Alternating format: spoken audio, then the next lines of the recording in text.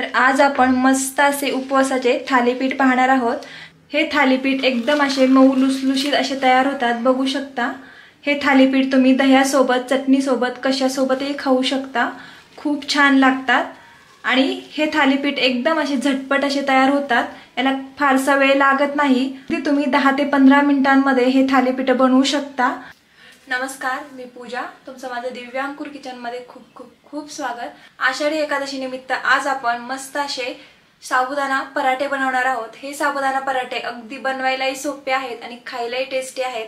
अगदी 10 ते 15 मिनिटांमध्ये आपण हे साबुदाणे पराठे बनवू शकतो। चला तर मग रेसिपीला पटकन सुरुवात करूयात आणि साबुदाणा पराठा कसा बनवायचा आहे ते पाहूया। तर आज मी साबुदाणा पराठा कसा बनवायचा हे सांगणार आहे। तर त्यासाठी मी इथे साबुदाणा घेतलेला आहे। हा साबुदाणा बारीकवाला आहे। तर हा साबुदाणा मी इथे वरलक्ष्मीचा वापरत आहे। तर हा साबुदाणा तैलही हलका असतो आणि भिजायलाही पटकन भिजतो। मी इथे साबुदाणा पराठा बनवण्यासाठी बारीकवाला साबुदाणा वापरत आहे। मोठ्या साबुदाण्यापेक्षा बारीकवाल्या साबुदाण्याचे पराठे खूप छान होतात।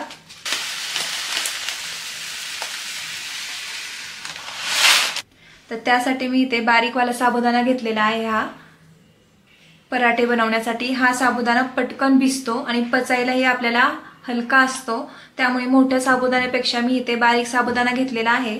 तुम्हाला जर मोठा साबुदाणा वापरायचा असेल तर तो देखील वापरू शकता। तर तुमच्याकडे बारीक साबुदाणा नसेल तर तुम्ही मोठा साबुदाणा मिक्सरला बारीक करून घेतला तरी चालेल। साबुदाणा भिजण्या अगोदर 2 ते 3 पाण्याने स्वच्छ धुवून घ्यायचा आहे। साबुदाण्यावर भरपूर पावडर असते, भरपूर केमिकल असतं, पण हा जो बारीकवाला साबुदाणा आहे याच्यामध्ये केमिकल नसतं। साबुदाणा धुताना जे साबुदाण्याचं पांढरं पाणी असतं ते पूर्ण निघेपर्यंत 2 ते 3 पाण्याने आपल्याला साबुदाणा स्वच्छ धुवून घ्यायचा आहे आणि मगच आपल्याला 2 ते 2.5 तास हा साबुदाणा भिजून घ्यायचा आहे। तर इथे बघू शकता मी 2.5 तास हा साबुदाणा भिजून घेतलेला आहे। पाहू शकता इथे किती मोकळा आणि सुटसुटीत असा साबुदाणा भिजलेला आहे। इथे अजिबात हाताला चिटकत नाही, मोकळा मऊ सुटसुटीत हा साबुदाणा इथे बघू शकता आपला भिजून तयार होतो आणि याचे पराठे देखील खायला तितके चवदार लागतात। तर त्यामुळे मी इथे मोठ्या साबुदाण्यापेक्षा छोटा साबुदाणा खिचडीसाठी, पराठ्यासाठी किंवा वड्यांसाठी वापरते। तर आज आपण छोटा साबुदाणा वापरून मस्त असे खुसखुशीत मऊ पराठे बनवणार आहोत। तर मी इथे 1 कप साबुदाणा घेतला होता, तो मी 2 ते 2.5 तास भिजून घेतलेला आहे आणि वाटीचं प्रमाण म्हणाल तर 1 मोठी वाटी मी इथे साबुदाणा घेतलेला आहे। त्यानंतर मी इथे 1 बाउल घेतलेला आहे मोठं, त्यामध्ये हा भिजलेला साबुदाणा घालून घ्यायचा आहे। मी साबुदाणा बघू शकता हा वाटीमधला बाउलमध्ये काढून घेतलेला आहे, तरी पण हाताला अजिबात चिटकलेला नाही। तो मोठा साबुदाणा भिजल्यानंतर चिकट होतो आणि हाताला देखील खूप चिटकतो, त्यामुळे त्याची खिचडी किंवा वडे किंवा थालीपीठ चिकट होतात आणि पराठे देखील चिकट होतात। तर ह्या बारीक साबुदाण्याचे पराठे, खिचडी एकदम मोकळी सुटसुटीत होते। तर मी इथे 1 वाटी साबुदाणा घालून घेतलेला आहे बाउलमध्ये।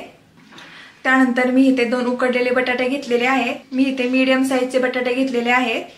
तुम्हाला जर बटाटा जास्त आवडत असेल तर तुम्ही 3 ते 4 बटाटे देखील इथे घालू शकता, पण बटाटा उकडूनच घ्यायचा आहे। आता हा उकडलेला बटाटा आपल्याला किसणीच्या मदतीने किसून घ्यायचा आहे किंवा तुम्ही हाताने देखील मॅश करून टाकू शकता।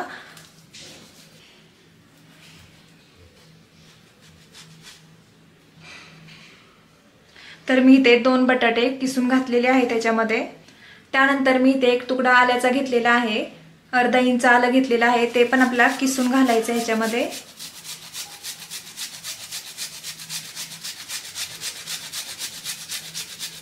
तर मी इथे आलं देखील किसून घातलेलं आहे।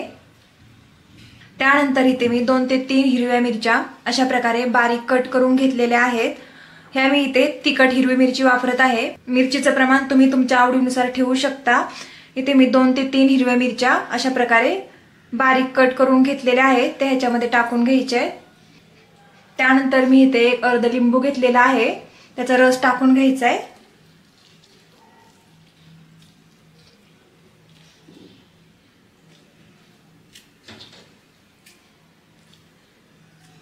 त्यानंतर त्याच्यामध्ये अर्धा चमचा मिरे पावडर टाकून घ्यायची।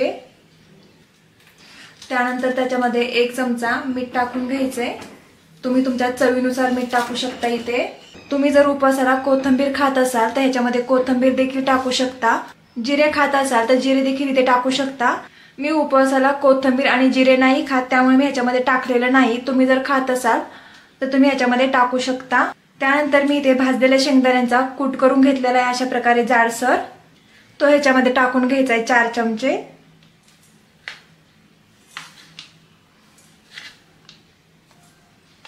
त्यानंतर मी इथे अरारोट पीठ घेतलेलं आहे। तुमच्याकडे जर अरारोटचं पीठ नसेल तर तुम्ही इथे राजगिऱ्याचं पीठ देखील घालू शकता। राजगिऱ्याचं पीठ नसेल तर तुम्ही इथे शिंगाड्याचं पीठ देखील वापरू शकता। राजगिऱ्याचं पीठ, शिंगाड्याचं पीठ आणि अरारोटचं पीठ हे आपल्या आरोग्याला खूप चांगलं असतं। ह्या पिठापासून आपल्याला भरपूर सारे फायदे आहेत, त्यामुळे हे पीठ घातल्याच्या नंतर आपला पराठा हेल्दी असा तयार होतो। तर माझ्याकडे घरामध्ये अरारोटचं पीठ होतं, ते मी ह्याच्यामध्ये 1 वाटी घालून घेणार आहे। आणि आता हे मिक्स करायचंय। मिक्स करत करत आपल्याला याचा घट्टसर असा गोळा तयार करून घ्यायचा आहे। पीठ तयार करताना गरज पडल्यास थोडंसं इथे पाणी देखील तुम्ही वापरू शकता। पाण्याचा थोडा थोडा वापर करून आपल्याला हे पीठ घट्टसर असं मळून घ्यायचं आहे। तर मी इथे अशा प्रकारे या पिठाचा गोळा तयार करून घेतलेला आहे। ह्याच्यामध्ये मी 1 वाटी पाणी घेतलं होतं टाकण्यासाठी, तर फक्त पाव वाटी पाण्याचा वापर केलेला आहे। त्यामुळे एकदम पाणी नाही घालायचं ह्याच्यामध्ये। पीठ तयार करताना थोडं थोडं पाणी घालून आपल्याला असं घट्टसर पीठ मळून घ्यायचं आहे। आता आपण पराठे बनवण्यासाठी याचे छोटे छोटे गोळे तयार करून घेऊयात। तर गोळे तयार करण्यासाठी हाताला थोडंसं पाणी लावून घ्यायचंय आणि पिठाचा छोटासा गोळा घ्यायचा आहे, त्याला व्यवस्थित शेप देऊन घ्यायचा अशा प्रकारे।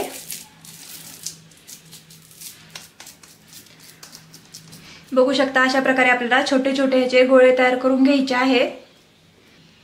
गोळा तयार करण्याआधी हाताला पाणी लावायचंय आणि दुसरा देखील गोळा मी इथे मला करून दाखवते। अशा प्रकारे आपल्याला छोटे छोटे गोळे तयार करून घ्यायचे त्याचे।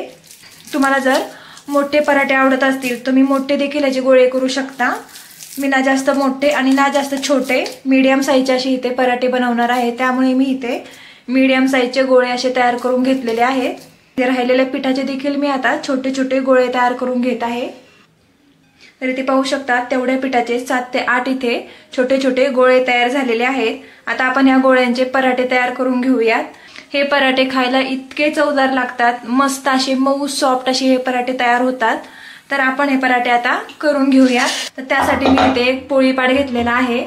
तुम्ही पोळीपाटच्या ऐवजी एखादं ताट घेऊ शकता किंवा भाज्यांचा चॉपर इथे घेऊ शकता। तुमच्या आवडीप्रमाणे तुम्ही हे पराठे कशावर देखील बनवू शकता। अगदी सोप्या पद्धतीने हे पराठे आपल्याला बनवता येतात। त्यानंतर पराठे बनवण्यासाठी मी इथे एक सुती कापड घेतलेला आहे। तुमच्याकडे जे घरामध्ये सुती कापड असेल ते घ्यायचं आहे। सुती कापडाने आपल्याला पराठे व्यवस्थित करता येतात, हातालाही पीठ चिटकत नाही आणि व्यवस्थित असे आपले एकसारखे पराठे इथे करता येतात। तर आता हे सुती कापड आपल्याला थोडंसं पाण्यामध्ये भिजवून घ्यायचं आहे। अशा प्रकारे आपल्याला हे भिजवून घ्यायचं आहे आणि पोळीपाटावरती अशा प्रकारे आपल्याला हे कापड टाकून घ्यायचं आहे।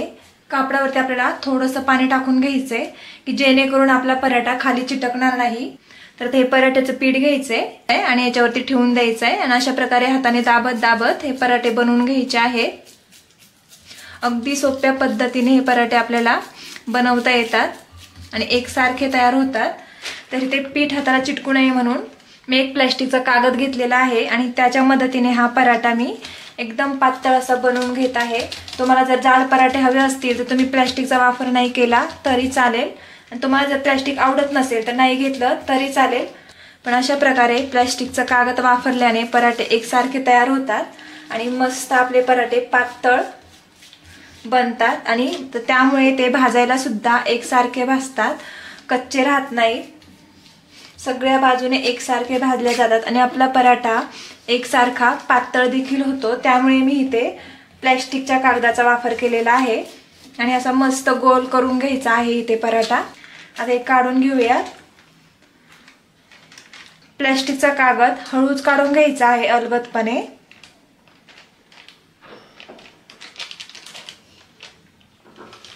बघू शकता अशा प्रकारे। तर इथे बघू शकता किती सोप्या पद्धतीने आपला असा पातळ पराठा इथे तयार झालेला आहे। तर हा साबुदाणा पराठा आपण भाजून घेऊयात। त्यानंतर मी इथे पराठा भाजण्यासाठी गॅस पेटवून गॅसवरती पॅन ठेवून घेतलेला आहे आणि पराठा भाजण्यासाठी मी इथे तुपाचा वापर करत आहे। तूप घातल्याने हे पराठे खूप टेस्टी होतात, तर त्यामुळे मी इथे थोडंसं तव्याला तूप लावून घेत आहे आणि हा तयार केलेला पराठा आता याच्यावरती घालून घ्यायचा आहे। अशा प्रकारे बघू शकता किती सिंपल पद्धतीने आपण हे पराठे बनवू शकतो। बऱ्याचदा काय होतं, पराठा बनवल्याच्या नंतर तो तव्यावरती टाकताना तुटतो किंवा तयार करताना असा व्यवस्थित येत नाही, अदनमधनं पीठ हाताला चिटकतं। तर ते होऊ नये म्हणून आपण इथे सुती कापडाचा आणि प्लास्टिकच्या पिशवीचा वापर केलेला आहे। पराठ्याच्या वरच्या साईडने आपल्याला थोडंसं तूप टाकून घ्यायचंय। तुपाचं प्रमाण तुम्ही तुमच्या आवडीनुसार ठेवू शकता, कमी जास्त। आता हा पराठा भाजताना मीडियम गॅसवरती आपल्याला दोन्ही बाजूने मस्त असा खरपूस भाजून घ्यायचा आहे। तर आपण आता 1 मिनिटानंतर हा पराठा पलटी करून घेणार आहोत। तोपर्यंत मीडियम गॅसवरती याला खरपूस भाजून घ्यायचा आहे। आता या पराठ्याला 1 मिनिट झालेला आहे। आपण हा पराठा आता पलटी करून घेऊया।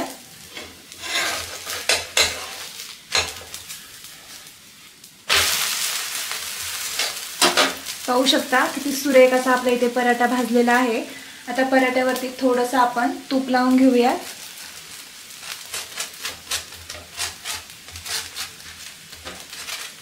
दोन्ही बाजूनी हा पराठा आपल्याला मस्त खरपूस भाजून घ्यायचा आहे। पराठा भाजताना फुल गॅसवरती किंवा स्लो गॅसवरती अजिबात भाजायचा नाही। तुम्ही जर स्लो गॅसवरती पराठा भाजला तर पराठा कडक होईल आणि साबुदाणा देखील यातला कडक होतो, त्यामुळे खाताना पराठा कडक कडक लागतो। आणि फुल गॅसवरती जर हा पराठा भाजला वरनं कडक कडक लागतो आणि आतमधनं पिठळ असा हा पराठा लागतो। त्यामुळे मीडियम गॅसवरती खरपूस हा पराठा भाजून घ्यायचा आहे। मीडियम गॅसवरती पराठा आतपर्यंत भाजला जातो। तर इथे 1 ते 2 मिनिटं झालेला आहे आणि आपला पराठा बघू शकता किती व्यवस्थित असा खरपूस भाजला गेलेला आहे। इथपर्यंतच हा पराठा आपल्याला भाजून घ्यायचा आहे। बघू शकता किती मस्त असा आपला हा पराठा भाजलेला आहे। आता हा भाजलेला पराठा आपण काढून घेऊया प्लेटमध्ये। तर अशाच प्रकारे आता मी इथे दुसरा पराठा देखील बनवून घेत आहे। इथे 2 ते 3 मिनिटं झालेली आहेत आणि आपला दुसराही पराठा इथे व्यवस्थित असा भाजून झालेला आहे। बघू शकता दोन्ही साईडनी। तर अशाच पद्धतीने आता मी राहिलेले पराठे सुद्धा सगळे बनवून घेत आहे। हा पराठा आता तयार झालेला आहे। आपण हा पराठा पण देखील काढून घेऊया।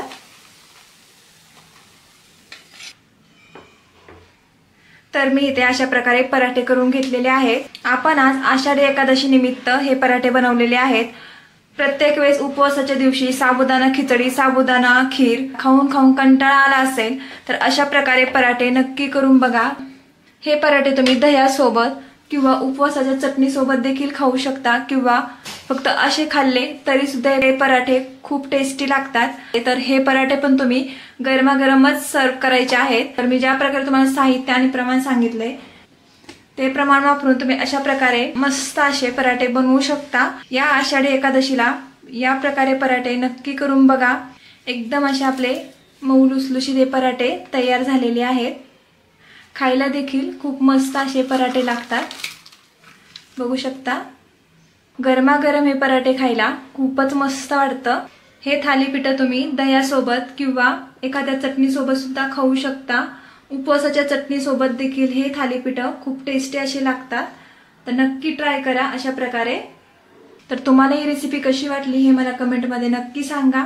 व्हिडिओ आवडल्यास व्हिडिओला लाईक करा, शेअर करा आणि असेच नवनवीन व्हिडिओ पाहण्यासाठी माझ्या चॅनलला सबस्क्राईब करा। चला तर मग भेटूया पुढे अशा नवीन रेसिपीमध्ये। तोपर्यंत मस्त खा, हेल्दी रहा।